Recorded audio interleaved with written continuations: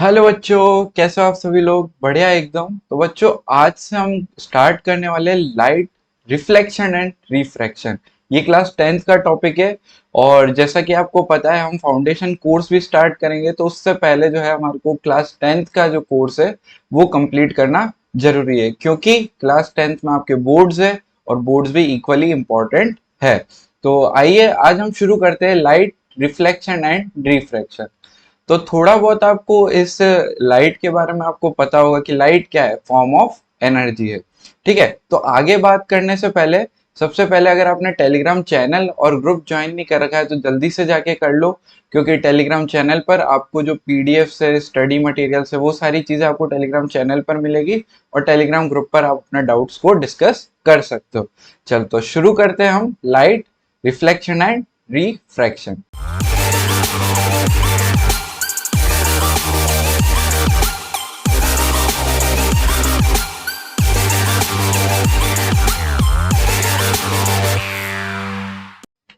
तो जैसा आपको पता है कि light is a form of energy and light is needed to see the things around us. तो लाइट क्या है? एक फॉर्म ऑफ एनर्जी है। ठीक है, जो भी चीज हम देख रहे हैं उस पर पहले लाइट गिरती है, उसके बाद अपनी आईज में जाती है, तब हमारे रेटिना पे इमेज बनती है, तो हम उस चीज को देख पाते हैं। तो लाइट में हम मेजर 6 टॉपिक्स पढ़ेंगे। तो वो 6 टॉपिक्स कौन कौन से हैं? तो सबसे पहला हो गया हमारा रिफ्लेक्शन।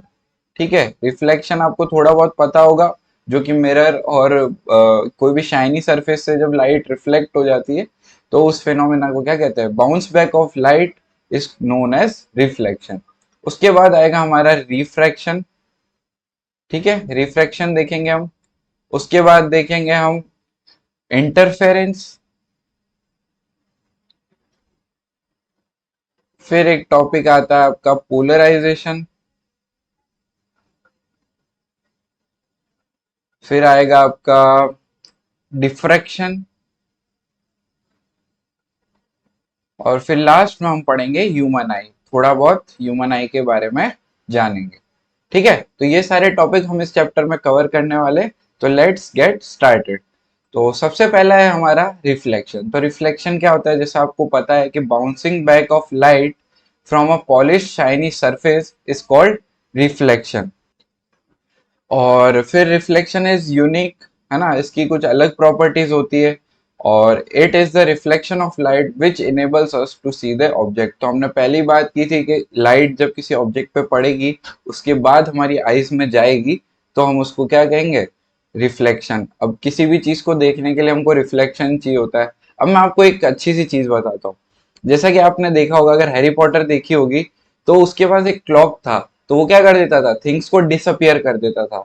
ठीक है, तो कोई भी चीज डिसअपियर कब होगी? जब कोई भी सरफेस या तो लाइट को पूरा रिफ्लेक्ट कर दे, है ना, या फिर लाइट को पूरा एब्जॉर्ब कर ले।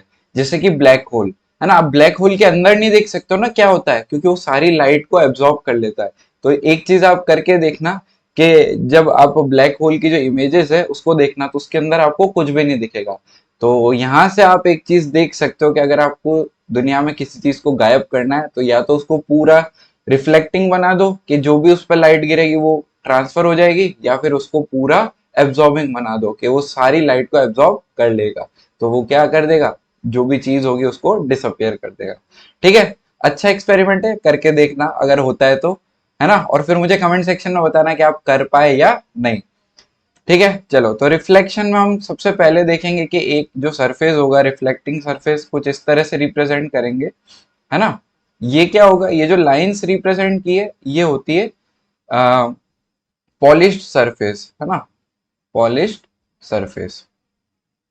अब पॉलिश्ड सरफेस का अगर हम देखें, तो सबसे पहले हमारे जो मिरर होते हैं घर के अंदर, तो कभी आपने देखा हो तो उसके ऊपर होती है ग्लास स्लैब, है ना, और उसके पीछे कुछ कोटिंग की हुई होती है। ठीक है, तो वो कोटिंग किसकी होती है? या तो सिल्वर की होती है, या रिफ्लेक्टिंग सरफेस कोई दूसरी सरफेस हम लगा सकते हैं। तो हम प्लेन मिरर को इस तरह से रिप्रेजेंट करेंगे, है ना, प्लेन मिरर है ये, इसको आज से हम इस तरह से रिप्रेजेंट करेंगे। तो ये क्या हो गई? Polish surface. और ये वाली क्या हो जाएगी? हमारी रिफ्लेक्टिंग सरफेस, रिफ्लेक्टिंग सरफेस। ठीक है बच्चों, अब देखो इसमें क्या होता है कि जब लाइट आती है ना, इसके ऊपर लाइट आएगी तो इसको हम कहेंगे इंसिडेंट रे। और फिर आपने अगर पढ़ा हो तो एक नॉर्मल सरफेस होती है इसके ऊपर, क्या होती है, एक नॉर्मल सरफेस। और इसके बाद जो लाइट यहाँ से रिफ्लेक्ट होती है इसके अराउंड, उसको हम कहेंगे रिफ्लेक्टेड रे। तो इसको क्या कहेंगे हम, इंसिडेंट रे। और ये हो जाएगी हमारी रिफ्लेक्टेड रे। अब यहाँ पे कुछ प्रॉपर्टीज है वो मैं बताता हूँ। इसको हम कहेंगे नॉर्मल। ये नॉर्मल क्या होता है, एक मिरर के परपेंडिकुलर को हम क्या कहते हैं, नॉर्मल। अब इसकी कुछ प्रॉपर्टीज होती है वो हम आगे देखेंगे। कुछ छोटे से जो नोटेशन है वो मैं आपको बता देता हूँ, जो बेसिक है बिल्कुल। नॉर्मल और इंसिडेंट रे के बीच में जो एंगल होगा उसको हम कहेंगे एंगल ऑफ इंसिडेंस। और रिफ्लेक्टिंग रे और नॉर्मल के बीच का जो एंगल होगा उसको हम कहेंगे रिफ्लेक्टेड एंगल। ठीक है, एंगल ऑफ रिफ्लेक्शन। तो हम यहाँ पे लिख देते हैं छोटा सा कि आई जो है हमारा, उसको हम क्या कहेंगे, I is equal to angle of incidence. और जो आर है हमारा वो हो जाएगा एंगल ऑफ रिफ्लेक्शन। ठीक है, चलो आगे देखते हैं हम। तो इस टॉपिक पे बढ़ने से पहले अब हम थोड़ा जान लेते हैं कि ऑब्जेक्ट क्या होता है, क्योंकि हम जो भी चीज आगे पढ़ेंगे वो ऑब्जेक्ट से रिलेटेड होगी। तो anything which emits light ray is known as object. ठीक है, अब आप कहोगे सर अब मेरे पास तो पेन है, ये तो लाइट एमिट कर नहीं रहा है, तो ये ऑब्जेक्ट हुआ या नहीं हुआ? बिल्कुल ये ऑब्जेक्ट हुआ। ठीक है, आपके पास जो भी आपको दिख रहा है ना, दुनिया में जो भी चीज आप देख सकते हो वो क्या है, ऑब्जेक्ट है। अब ऑब्जेक्ट को भी दो टाइप्स में डिफाइन किया गया, एक है लुमिनस ऑब्जेक्ट्स और एक है नॉन लुमिनस ऑब्जेक्ट्स। अब लुमिनस ऑब्जेक्ट्स क्या होते हैं, जिनके पास खुद की अपनी लाइट होती है, जैसे स्टार्स हो गए, कैंडल हो गई, लाइट बल्ब हो गया। पर कब, जब वो ऑन है। ठीक है, ऑफ है तो वो लुमिनस ऑब्जेक्ट नहीं है। ठीक है, फिर और क्या हो सकता है हमारे पास, मैच स्टिक हो गई, कब, जब उसको हमने लिट कर रखा है। ठीक है, बर्नर हो गया, तो वो क्या है, लुमिनस ऑब्जेक्ट है। फायर हो गई, उसकी खुद की लाइट है ना, फायर की खुद की लाइट है। अब नॉन लुमिनस ऑब्जेक्ट्स क्या हो गए, जो खुद की लाइट तो नहीं है पर रिफ्लेक्शन के थ्रू हम उनको देख सकते हैं। जैसे कि मून है ना, तो उसकी मून की खुद की लाइट नहीं है, पर जो सन है उसकी खुद की लाइट है, तो सन क्या हो गया, लुमिनस ऑब्जेक्ट हो गया। और मून क्या हो गया, नॉन लुमिनस ऑब्जेक्ट हो गया। है ना, बुक है, पेन है, टेबल है, चेयर है, ये सब क्या है, नॉन लुमिनस ऑब्जेक्ट्स है। वॉल है ना, अब समझ गए। चलो, तो लुमिनस और नॉन लुमिनस ऑब्जेक्ट्स क्या होते हैं। लुमिनस ऑब्जेक्ट्स तो वो होते हैं which have their own light। जैसे फॉर एग्जाम्पल क्या हो सकते हैं, जैसे सन हो गया, है ना, सन हो गया। और क्या हो सकते हैं, स्टार्स हो गए, कैंडल हो गई, और मैच स्टिक हो गई। है ना, आप समझ गए होंगे, लाइट बल्ब हो गया ऑन पोजिशन पर। ठीक है, तो इस तरह से हम बहुत सारे एग्जाम्पल लिख सकते हैं। अब देखो, लुमिनस ऑब्जेक्ट्स जो होते हैं उनकी क्या खुद की लाइट होती है। तो मान लेते हैं जैसे एक कैंडल है हमारे पास, है ना, तो ये इसकी बर्नर की फ्लेम है ना, यानी इसकी फ्लेम है कैंडल की। अब इससे जो डायरेक्ट लाइट हमारे आंखों में जाएगी, अब आईज ड्रॉ करते हैं हम।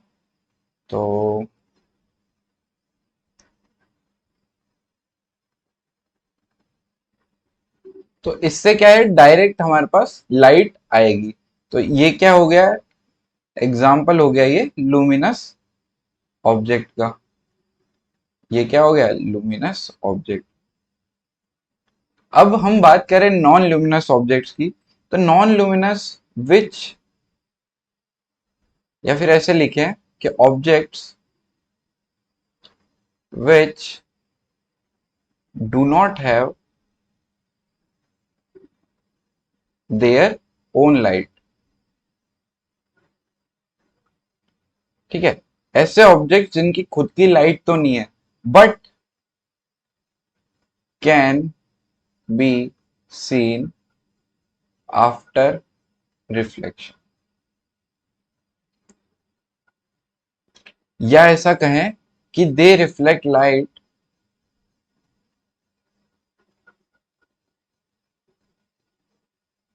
After reflection, they reflect light from other objects, from other objects. ठीक है, अब इसके एग्जाम्पल कौन बताएगा, जल्दी जल्दी बताओ, कमेंट सेक्शन में बताओ नॉन लुमिनस क्या है एग्जाम्पल्स, एग्जाम्पल्स बताओ।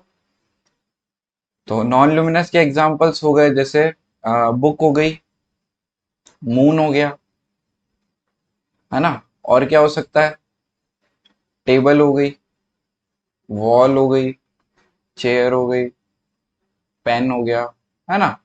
अब देखो इसमें क्या होता है कि जैसे ये लाइट सोर्स है, मान लेते हैं ये सन है,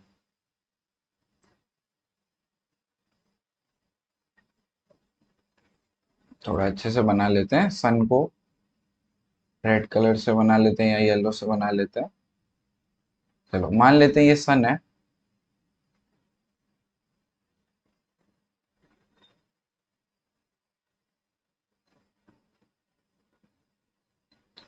अब यहाँ पे एक बुक पड़ी हुई है, बुक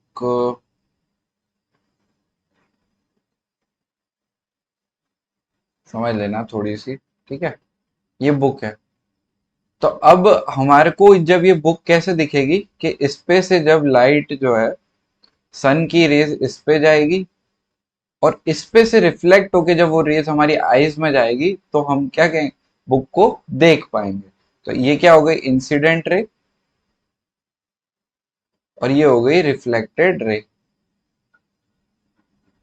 अब आप कहोगे सर ये तो अभी आपने प्लेन मिरर के लिए बताया, तो क्या हो गया, आपने बचपन में पढ़ा होगा ना कि रिफ्लेक्शन भी दो टाइप के होते हैं, एक तो होता है रेगुलर रिफ्लेक्शन और एक होता है इरेगुलर रिफ्लेक्शन, है ना। तो इरेगुलर रिफ्लेक्शन क्या होता है, रेगुलर तो होता है मिरर्स के अंदर, और इरेगुलर क्या होता है, बाकी सारी चीजों में इरेगुलर होता है।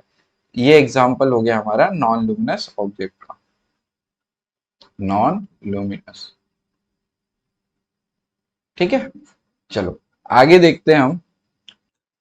चलो तो अब आपको जो ऑब्जेक्ट्स है वो तो समझ में आ गया कि दो टाइप के होते हैं, और हमने एक बार थोड़ा सा रिवीजन भी कर लिया कि रिफ्लेक्शन कितने टाइप के होते हैं, दो टाइप के होते हैं, एक होता है रेगुलर रिफ्लेक्शन, एक होता है इरेगुलर रिफ्लेक्शन। अब हम कुछ लॉज ऑफ लाइट रिफ्लेक्शन के हम पढ़ेंगे, जो कि फर्स्ट लॉ है कि जो एंगल ऑफ इंसिडेंस और एंगल ऑफ रिफ्लेक्शन होता है वो हमेशा इक्वल होता है।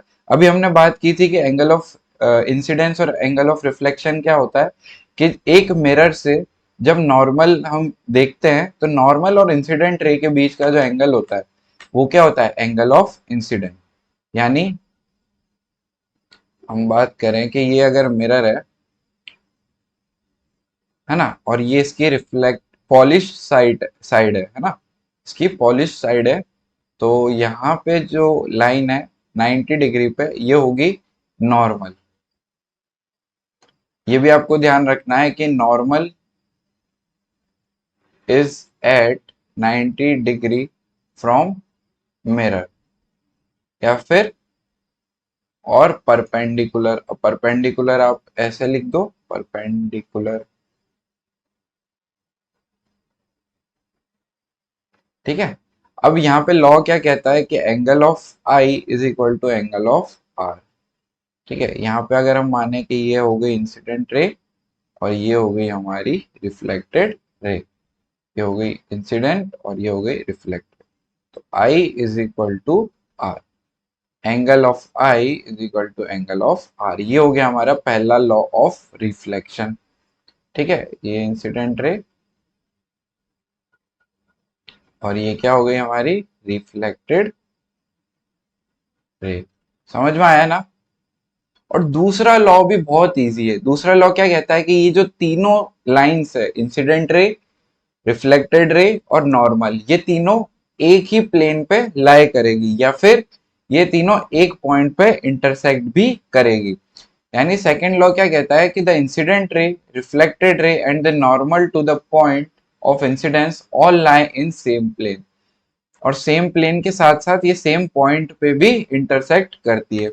ठीक है, अब इस लाइन को अगर मैं एक्सटेंड कर दूं तो यहाँ पे इंटरसेक्शन का पॉइंट बनेगा।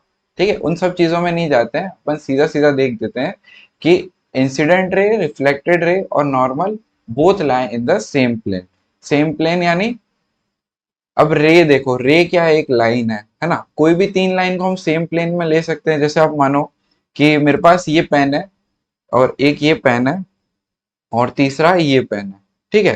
तो अब देखो, अब मैं अगर इन तीनों, ये नॉर्मल है ना, और ये क्या है, इंसिडेंट रे, और ये क्या है, रिफ्लेक्टेड रे, है ना। अब ये वाला एंगल और ये वाला एंगल क्या है, सेम है ना। ये वाला एंगल और ये वाला एंगल क्या है, सेम है। तो ये तीनों जो होंगे, अगर ये लाइन यहां से आएगी तो रिफ्लेक्ट होके इस तरह से जाएगी कि ये तीनों क्या है, सेम प्लेन में आ जाएंगे। सेम प्लेन यानी इसको अगर हम बीच से काटेंगे तो हाफ हाफ डिवाइड हो जाएंगे। सेम प्लेन समझते हो आप, 10th क्लास के बच्चे हो आप, है ना। चलो आगे देखते हैं हम। आगे है हमारा इमेज। अब इमेज जो बनेगी, एक होता है ऑब्जेक्ट। अब रिफ्लेक्शन में क्या होता है, तीन चीजें होती है। रिफ्लेक्शन में हमारे पास तीन चीजें होती है। रिफ्लेक्शन और रिफ्रैक्शन में भी होती है कि एक तो होता है ऑब्जेक्ट, एक होता है सरफेस और एक होता है इमेज। तो इमेज हमारे पास बेसिकली दो टाइप की होती है, एक रियल इमेज होती है और एक वर्चुअल इमेज होती है। अब इमेज क्या होती है कि on the basis of size या फिर on the basis of appearance, उसको क्या है दो तरीके से और डिवाइड करते हैं, तो वो हम आगे पढ़ेंगे। पर optical appearance form during reflection और refraction of light is called image. ये हो गई इमेज की डेफिनेशन, जो कि आपके पेपर में आ जाए डिफाइन इमेज, तो आप इसको इस तरह से डिफाइन कर सकते हो। रियल और वर्चुअल को हम आगे डिटेल में पढ़ते हैं। तो रियल इमेज क्या है कि an image which is formed in front of the mirror can be obtained on the screen is called real image. इसके एग्जांपल क्या हो गए, अब देखो। सबसे पहले तो ये क्या कह रहा है कि मिरर के फ्रंट में ही बन जाए, है ना। तो वो क्या होगी, रियल इमेज। अब रियल इमेज की एक प्रॉपर्टी होती है कि can be obtained on the screen, ठीक है। तो अब आप बोलोगे सर ये तो कुछ समझ नहीं आया, तो देखो एग्जांपल बताता हूं मैं। कि आप थिएटर में जाते हो, ठीक है। तो आपने देखा हो तो पीछे एक प्रोजेक्टर होता है ना। प्रोजेक्टर होता है, उसके पीछे अभी आप देखोगे तो अगर मूवी जो होती है वो इन्वर्टेड चल रही होती है, ठीक है। तो अब इस चैप्टर में जैसे जैसे आगे बढ़ेंगे वो वाली चीज भी समझ में आएगी। अब ये तो देखा होगा कि आपने कि मूवी जो है वो उल्टी चल रही होती है और स्क्रीन पे सीधी प्रोजेक्ट होती है। तो वो जो, अब वो जो इमेज बन रही है उसको हम किसी स्क्रीन पे ले पा रहे हैं ना, थिएटर की स्क्रीन पे हम उसको ले पा रहे हैं, तो वो क्या हो गई, रियल इमेज हो गई। तो example, screen of theatre, theatre, ये क्या हो गई, रियल इमेज का एग्जांपल हो गया। या फिर आप देखो कि मिराज जो है, मिराज जो होता है ना डेजर्ट में, वो भी क्या है, रियल इमेज का एग्जांपल है, क्योंकि वहां पे वो होता नहीं एक्चुअली में। वो क्या होता है, किसी पॉन्ड या लेक की इमेज बनती है।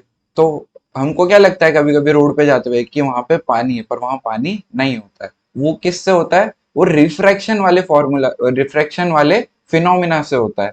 और ये जो स्क्रीन ऑफ थिएटर है ये रिफ्लेक्शन वाले फॉर्मूला से होती है, फिनोमिना से होती है, फॉर्मूला नहीं, फिनोमिना से, ठीक है।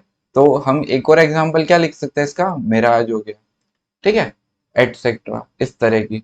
और वर्चुअल इमेज क्या होती है, जो कि मिरर के पीछे बनती है, जिसको आप स्क्रीन पे नहीं ले सकते हो।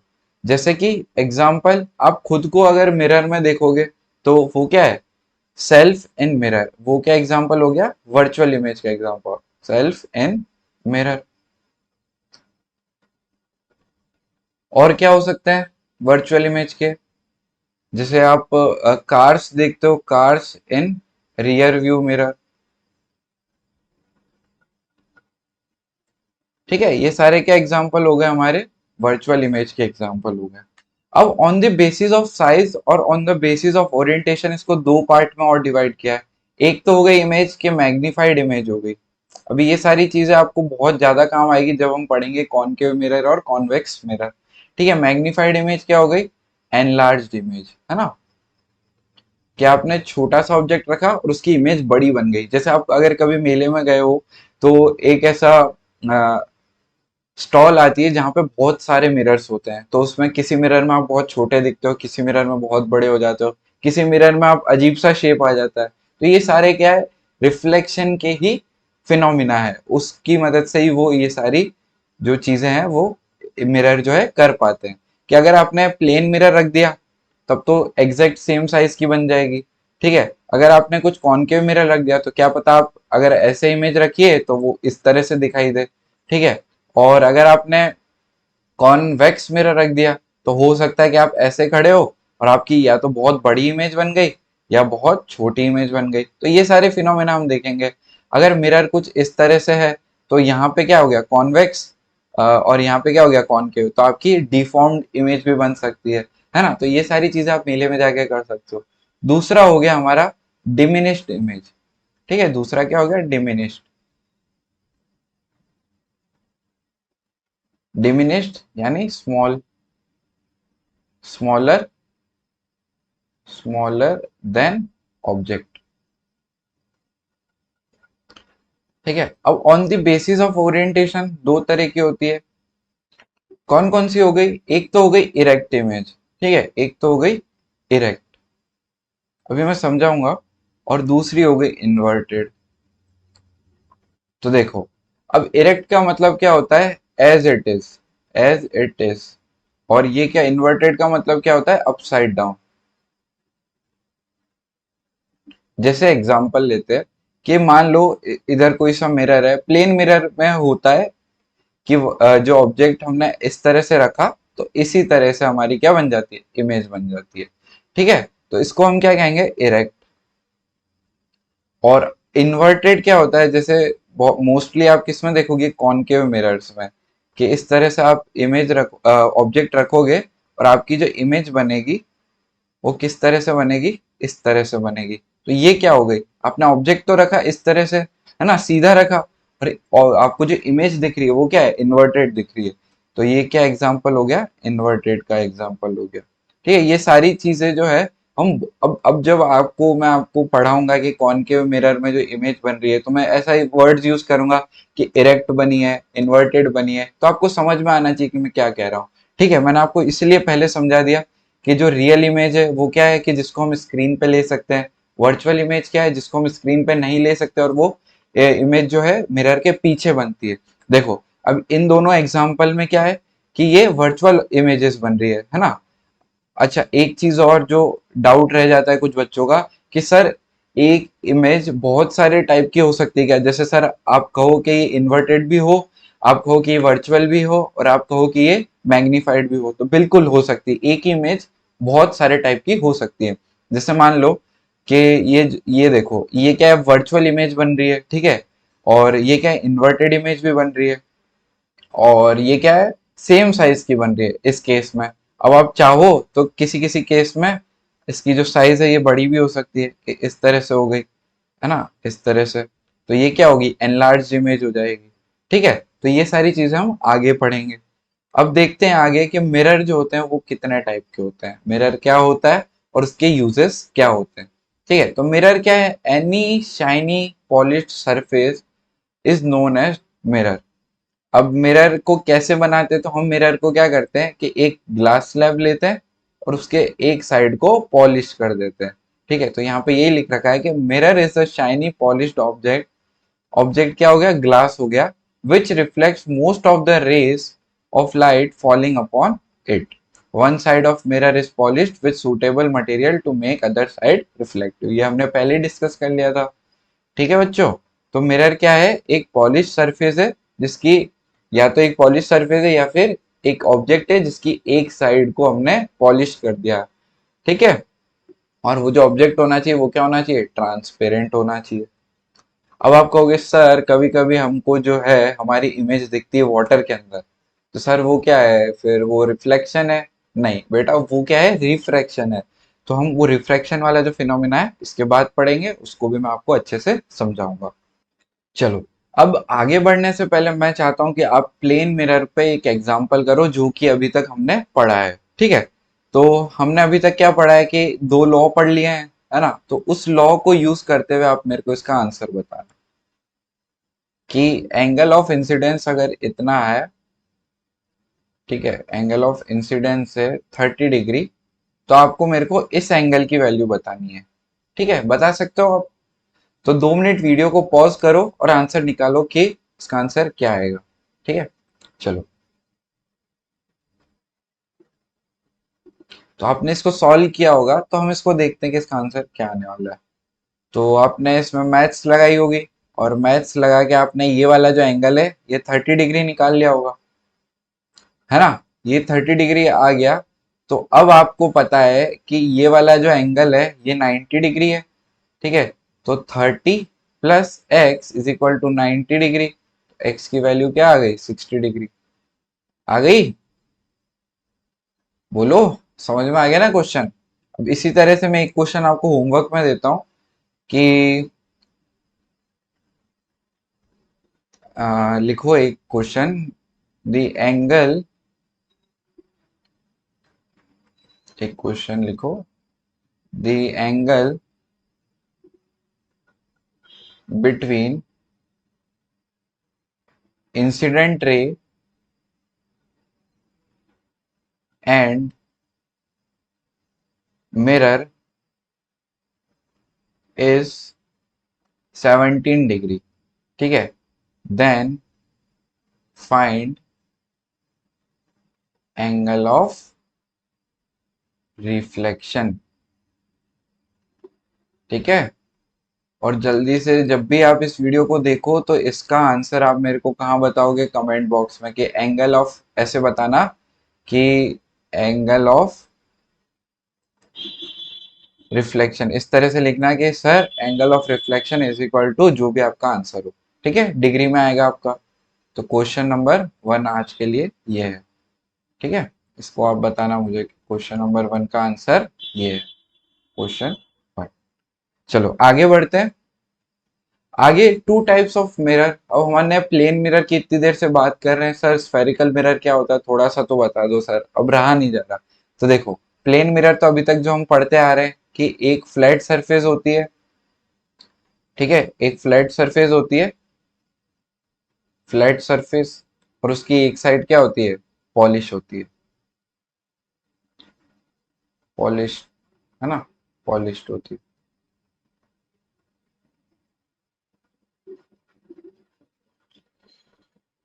साइड, ठीक है। अब स्फेरिकल मिरर क्या होता है? अब ये होती है कर्व्ड साइड, है ना, कर्व्ड सरफेस होती है।